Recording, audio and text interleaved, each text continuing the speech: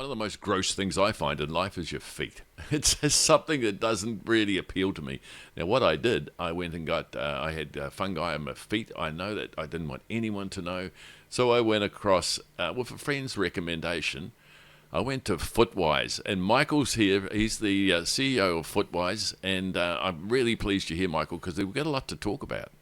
Yeah, absolutely. And thanks very much, Max, for your invitation. And so hi, everyone. My name is Michael. I'm the directing podiatrist of Footwise Clinic.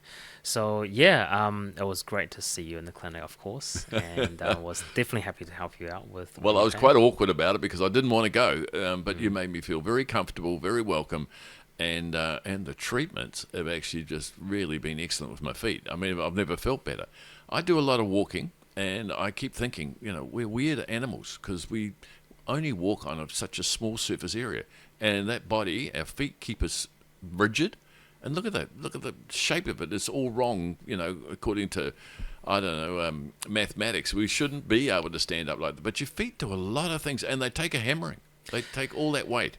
Yes, absolutely. So, we obviously evoluted to a certain way where society has most likely evolutionized ahead of us. So, where we are, we're sort of currently in the phase of still more adapted to walking on softer grounds rather than the hard concrete that we've all built ourselves into. When you think And about the animal kingdom, they walk on four normally. mhm. Those that walk on two have got huge feet, web feet, or I'm thinking of ostriches or something. But they've got massive feet, which keep them upright and they prance along. But us, we're pretty good, and we're very strong for our. Probably not as strong as like an ape or whatever, but we're capable of doing enormous things on our feet. Yes, and our body has evolved to operate and walk in a much more efficient way than before. But we still sometimes from time to time get injuries, and we in our clinic we see a lot of patients with chronic pain, a lot of heel pains and things like that. So, ACC has been very helpful to subsidize some of the treatments for the people, and we're really grateful for that. We do a lot of work with sports, people who work on their feet for long hours. So these people, are the ones we're looking for to be able to help them and perform much better than where they were before. Oh, you can improve in performance as well. Yes, absolutely. So basically, in general, we look at work difficulties in regards to pain levels. So, the more pain the person is in, the less likely they're going to perform as well, in terms of how they feel at work or how they feel on the field, sports field, and things like that. So, we tackle their conditions in the multiple different ways. One of the most basic things we look for is their footwear, and how well they fit in their feet or for their purpose jobs or sports, and then we basically also look at how the joints align, and how evenly and well the loading is distributed from their foot and ankle up towards their knees, and sometimes even backs as well. So we're definitely not alone, so we collaborate with other professionals as well in the field, and that includes anyone from, like, say, physios, sports doctors, orthopedics, even osteopath and chiropractors as well. And it's really good to pull all of those talents together to work on Yeah, Michael, us. in my strange world, I did my time as a motor mechanic. So steering geometry used to really fascinate me because, you get that angle wrong, and perhaps the tyre pressure, perhaps even one set of wheels not quite lined up with even the back wheels are very, very important. Now, you think about walking. Now, I think the world's awake to the fact now if it's critical if you're actually a high performance person to get absolutely every angle absolutely perfect, and that's where it comes back to you guys, isn't it? Yes, so I mean, our foot and ankle has developed different rockers through our joints and feet, and also if you look at us from a front-on point of view, there is such things as pronation and supination. So our What's that mean? Sort of leaning to one side, or perhaps leaning so forward? yeah, so our ankle can sometimes twist, lean yeah. too much into the middle Yeah. or too much into the outside, and that's governed by how our limbs are grown out to. and because we joints technically can't be modified unless you try to surgically correct them, we are subjected to force that we cannot control ourselves as much as we want to sometimes. So that's where our sort of orthotics and then exercise training comes in. So orthotics are used to redistribute the loading around the foot and ankle, and just to make sure that the pressure is even coming up the leg. And then exercise and strengthening programs are very helpful as well, and they are often used in conjunction with our orthotic therapy to then give the foot and ankle much better control. Yeah. Do you know, getting into my age group, a lot of my friends and whatever at my age have to have knee replacements or hip replacements. Is that really stem from a history of their feet not actually being quite correct, or their ankles a little bit not offset? Is that, or do you think there's going to be a generation coming through they're going to have less problems as my generation's going through? So there's two aspects to it. One is, like you mentioned, there is a bit of sort of contribution to the alignment, and the other one is hereditary. So how healthy our joints are and how they behave, a lot of it does come from up above.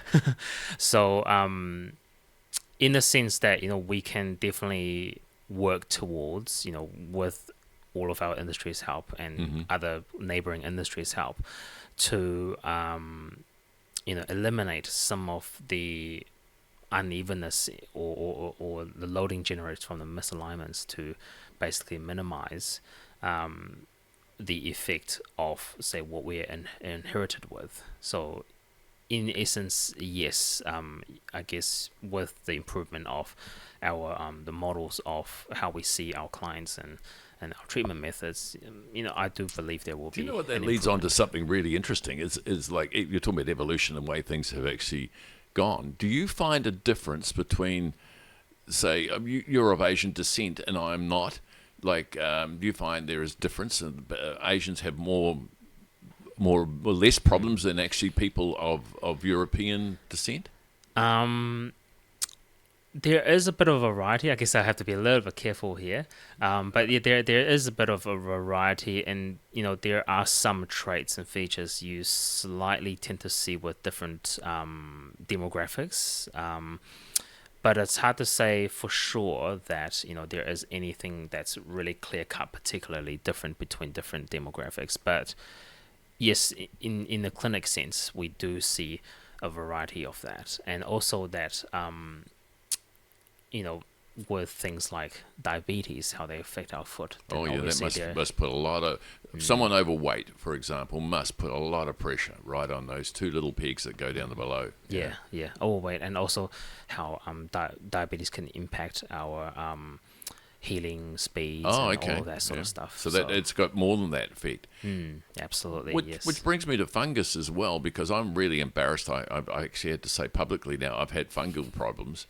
But I've got to say, folks, before we go any further, when we're off camera, Michael's assured me, hey, Max, it's not an age thing. So it's not. Young people have fungi problem too, do they? Definitely. So, again, our body, we are involved to, in certain ways. So some of us has a sort of, microbacterial group on our skin that are more resistant to fungus, and some of us are less resistant to fungus. And that resistance can also change with time and age and what our environment and has. Diet? What do you think diet has a bit to do with it? Potentially. How healthy our diet is, and because it affects us in not just our feet, but in a very holistic point of view as well. So some of us are more susceptible to a fungal infection sometime in our lifetime, and that's what people don't really realize, and even some medical professional does not quite realize that as well. So when we say treat a fungal infection, we're actually more looking at how we can control the concentration of fungus on our foot and in our close environment of the feet, which is shoe, footwear, showers and things like that as well. So we want to look at it from quite a whole holistic point of view, rather than just going, hey, can we just turn this drive this infection away, or just turn. It's not quite an on and off button. As No, it's such. almost chemistry, isn't it? It's not so In a way. much just something that's a virus which has jumped onto your skin, which we often think, but it can be chemical. I'm guessing here too, because I actually had a susceptible throughout the body, and the feet show up the worst, of course. Is that because of their in a dark, wet, damp place? Is that why? Yes, Fungus that grows as very well. well in that environment. Yeah. Yeah. The fungus definitely loves that sort of environment more than others, and like any other microbes, they travel. So a lot of times there's a misconception where people get stuck into the idea that if they say have a fungal infection on their nail, they're not aware. People are not aware that their fungal infection actually is present on the rest of the feet and probably even ankle as well. Just on a lower concentration, which doesn't give any visual cues or symptoms, but that's where it stems from. The infection happens a lot of times in the nail bed, which then results as an unhealthy nail that's growing out, which cannot be supported well with a infected nail bed. So yeah, they really do travel themselves around quite easily. Well, I'll tell you what, I don't feel so bad now. So it really is quite a relief to hear that. So folks, let me just hear, it's not an age thing, and it can travel, and we all of us could be even quite susceptible to that. So what sort of people should come and see you? Everybody, or just some people with specialty needs? I would say, there is a bit of saying in the industry, say, don't tamper with it unless it's broken. That's definitely true to a certain extent. But definitely those people who are feeling like, okay, something's making me uncomfortable in our foot, ankle, or knees, or something like that. So that includes, say, any sort of acute to chronic pain, any sort of infections around the skin. So we cover actually quite a big scope, where we are not just in charge of treating certain conditions such as heel pain, Achilles tendonitis, fungal infection, ingrown toenails, but we're also in charge of picking up other stuff that's systemic, and we take the initiative to send people to the right medical pathway, with the help of, say, GPs, of course.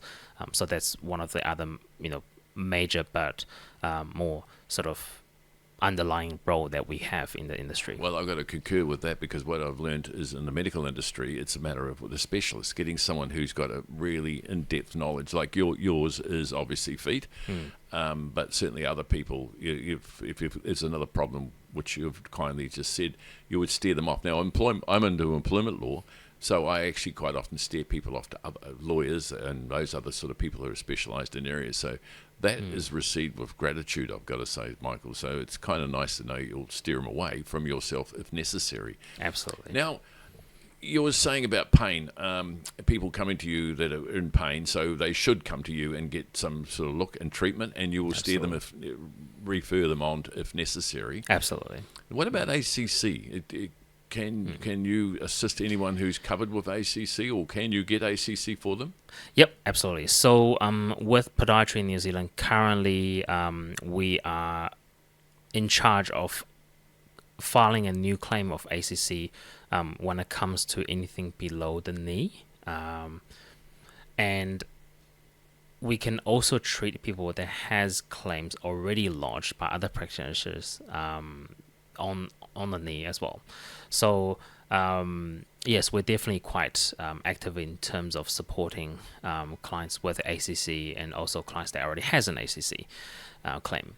And that ranges from all sorts of different injuries. Now, there sometimes is a bit of misunderstanding where people do get a bit of idea that a lot of things can come in the ACC, but mainly I'd say what my suggestion to people in general is that you've got to really have to make sure that your injury is a sort of injury caused by a one mechanism, because when we do our paperwork, we have to make sure that it's categorized as an injury of a mechanism, and not a sort of repetitive thing that happens.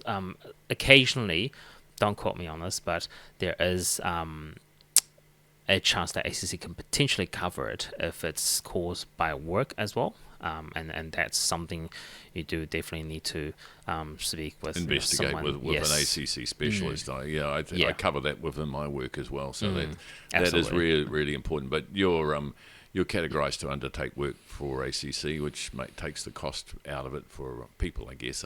Yes, it as well? definitely. So ACC helps to fund parts of the treatment, and then there's a bit of surcharge that normally comes with a practitioner. Yes. Now, Michael, when I go to your clinic, there's some huge pieces of apparatus around the place. Fancy-looking tools and machinery and electronic stuff, which fascinates me. But I don't particularly know what they all do. But what sort of tools do you have to have? I mean, hygiene must be very important for you, which I respect for when you come in there. You guys wear a mask, you wear gloves, you make sure you go to extreme lengths to make sure that there's no contamination of things. Your tools of trade are all sterilised. Yeah. So we have a bit of industry standard where we have to make sure we use the right type of autoclave. So autoclave is the big box of sterilizer that you normally don't get to see the hides in the back of the clinic. We pretty much have to use that. So all of our instruments would have to go through that after they've been treated with the patient. So we have to cover that aspect of the health and safety. And we also have other sort of electronic equipments that we use to treat certain conditions, like a nail drill, which gets used almost every day. We also have other equipments like sort of shockwave therapy and ultrasound therapy machines as well, for example. So yes, there is a couple of toys involved in the trade. Toys. Well, to me they look like toys. They look fantastic. I'm not even fiddle about with them. So Michael, is there any other subject that you reckon that people should need to know about, that they can sense a need to come and see you? Yep. So basically, I guess the idea is, injuries, chronic pain. We also offer subsidized and partially subsidized treatments for diabetic foot in a lower risk environment.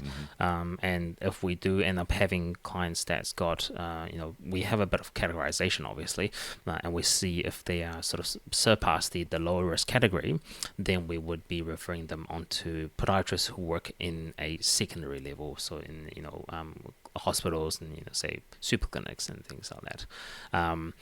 And also, one of the most common things that we see, apart from, say, heel pain in the sports and active sense, is ingrown toenails, and that happens very often. Gosh, everyone's heard about them, and they're extremely painful, I believe. Super annoying, and can become quite... Is that a large bit of your work? Yes, absolutely. So that's probably one of the most commonly sought after treatments that we get from clients. And that's very prevalent, again, through all age groups, and they can mostly happen through trauma, or the sports included, tighter footwear. So there's a footwear sort of protocol that we follow as well when giving advice. And basically what happens is that once the nail has undergone a bit of trauma, which affects the matrix, we call them, basically cells that grows nails out. So once there is a bit of a trauma or disruption to that, the nail can grow out almost permanently in another direction or shape, and that basically gives you a recurring ingrown toenail that can really affect how your day goes. Can you change that? Can you change the growth angle? Or yes, so there are certain treatments. Yes, absolutely. So basically, we can firstly offer them a conservative treatment where we basically take part of that nail out that's causing the inflammation, because the body does not recognize nail inside the body, so it keeps on wanting to attack it, and that's where you get all the angry toe from. Inflammation, redness, and all that. Yes. And then once we can calm that inflammation down, then our clients has an option to opt for a partial nail operation, and that we basically use a chemical that basically permanently get rid of that nail corner, and that's most recommendedly And that's done. a chemical. Ah. Yes, that's mostly recommended to be done without any pre-existing inflammation, and that's one thing I really want to emphasize as well, because a lot of people are trying to jump the gun and go into the surgery straight away, and a couple of consequences of that is the local anesthetics does not work as well, so there's a higher chance for one to feel more pain during the surgery, yes. and secondly, it really impacts the healing time as well. So sometimes almost double the healing time of a surgery which is done without any pre-existing inflammation. So I always recommend clients to get the pre-op conservative treatment done before heading into a surgery of that. Yeah. Wow. Now, I see online that you've got quite a team there. So where are you located? How do people get hold of, and wait for it, folks, Footwise. Got that? Footwise. It's the place to go. I can highly recommend it, and do recommend it. So how do they contact you, and where do they go? So the easiest way is you can find us online very easily. So if you Google, say, footwise.co.nz, our website will pop up, and we are located in Milford, in North Shore of Auckland. So that's the easiest way to get in contact with us. Shakespeare, aren't you? Shakespeare Road, Yeah, yes. which is commonly all the medical places are, and you've got a surgery there. Or would you call it a surgery? What do you call it? So we're basically located inside a clinic, and we partner with another health profession as well. Okay. So yeah, that road is often referred to as the medical mile. I think it still does. Yeah, and it does, yeah. And bookings can be done very easily as well. So if you do have any internet access, you can just jump on our homepage, and it's at the top of our page. So you can click on bookings and see all of our calendars and choose one. footwise.co.nz. That's right. Footwise.co.nz. Repeat that. Footwise.co.nz. Footwise.co.nz. If you haven't got that now, well, there's something wrong. Hey, Michael, thanks very much. I think you've been quite informative. And look, one thing I've learned is don't be ashamed. Come along and actually get your feet looked after, because they're damn important to you. You don't walk without them. Thank you very much, Max, and appreciate your time as well.